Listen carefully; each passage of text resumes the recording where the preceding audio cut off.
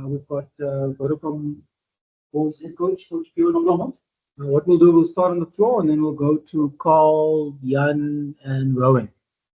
So whoever's got the first question, you are free to go. Starting here? Yeah. Yeah, you can go. Coach, another tough result for you. It's been a couple of tough weeks. What has gone wrong with this team? Especially look at some of the names in the team and expect that there'd be a bit more experience on the field and better results. What has been the issue over the last couple of weeks, which has resulted in this type of results, please? I'm glad you started with that question. So let's start with what's gone right. We played a couple of youngsters. We've been able to have more than 17 debutants, more than 21 under 21 players. We've gone through a couple of club players as well, giving them an opportunity. So if you look at the Currie Cup holistically, and I mean, we probably came into the comp with a sort of a different to how we finished, and we were forced into some things. You know, injuries didn't help.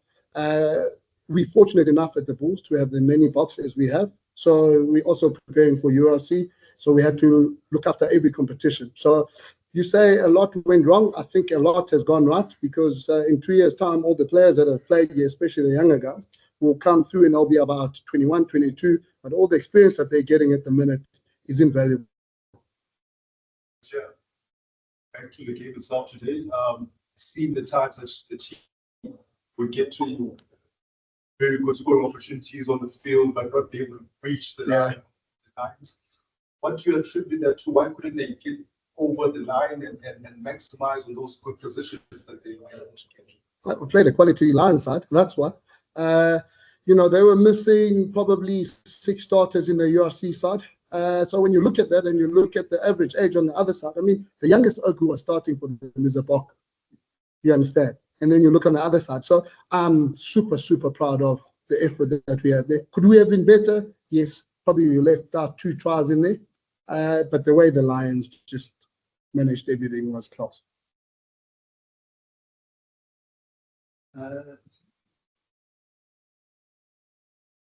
Coach B? Yes, sir.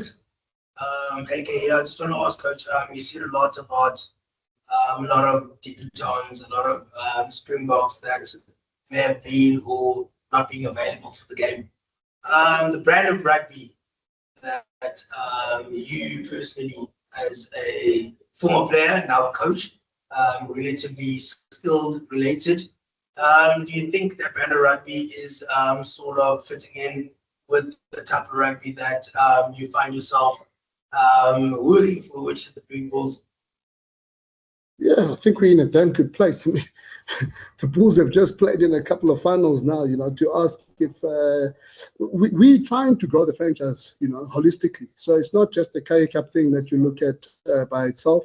You've got to look at the franchise as a whole. So, yeah, for sure. I think you want to be brave at times, but you also got to look at what you've got and also, you know, where we're going and stuff like that. So, yeah. At the minute, we had to play the way we played. Good enough, Coach. Tough one, but good luck for the future. Thank you, sir. Cheers, man. Anyone else on the floor? Coach, just looking at today's game, Chris Smith made his debut for the Lions, and he's an ex-Bull player.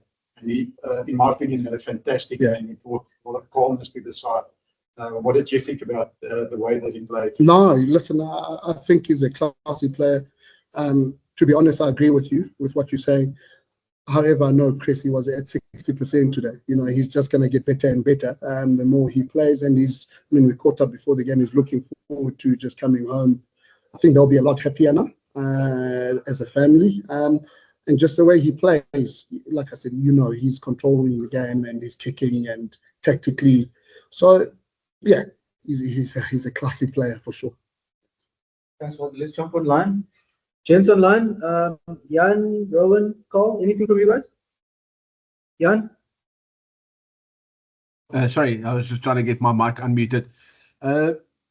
Yes, Coach, I think I heard what you said about the bigger picture at the Bulls. The other question, obvious question, is where does the Currie Cup stand in the greater South African landscape? I mean, some franchises obviously targeting the URC and using the next few rounds, whereas the non-international franchises are still trying to make this a proper competition. Yeah. What is your view on that? Has the Currie Cup lost its relevance in terms of the greater South African landscape? Yeah, I don't know if, I mean, this question gets asked a fair bit, and I don't know if it's ever a fair question, because no matter what you say today, there isn't a right or wrong. It's just a matter of opinion. And at the minute, it is what it is. Rugby is changing in South Africa. We keep on, I mean, we were chatting earlier now. We have a 19-year-old who was writing exams last year this time, and today he starts against the URC Lions side. So where rugby is going at the minute, I think we're going to have to be incredibly careful because it's play throughout the year, and the number of players within each union hasn't really been increased. So I think the lawmakers or the people that are in charge higher up will have a look at it, and I'm sure they'll find the best possible solutions. So you see it, and I wasn't trying to put you on the spot, but you see it as a positive that the Currie Cup is used for opening the window or the opportunities for younger players like guys who just come out of school and perhaps don't get straight into URC? It's a give or take, I think, because what you don't want is to throw guys into a slaughterhouse, because then they're not going to learn much if all they're doing is just getting a beating every weekend. However, if there's improvement within, the process, and we keep on revising that process every week, then there's definitely scope for something like that. Thanks, I appreciate that. Thanks, Jan. Anyone else online? Cole, Rowan? Sorry, I can't see your guys' hand. Oh, sorry, my hand is up. Yeah, Rowan, go for it. Coach, in connection with Jan's question, with South Africa now being partners in the URC and obviously a lot of more funding available, don't you think it will be better to enlarge the group of the professional squad, giving you an extra 10 or 15 players to your availability? Obviously, as a coach, you did not come to the Bulls to be also run. You want to win the Currie Cup. Yeah, Carl, I think the massive stress that's been taken is probably higher up in terms of the URC and the EPCR. The travel is a lot. So yes, I think more numbers would help, not just for the Currie Cup. I think holistically to just lighten the load. The guys are capped at how many games they can play within a season by my players. So that also brings in an interesting dynamic to it. And then there's rest periods. So more numbers. I think so, definitely, yeah. Appreciate it, sir. Thanks, Cole. Rowan, yes.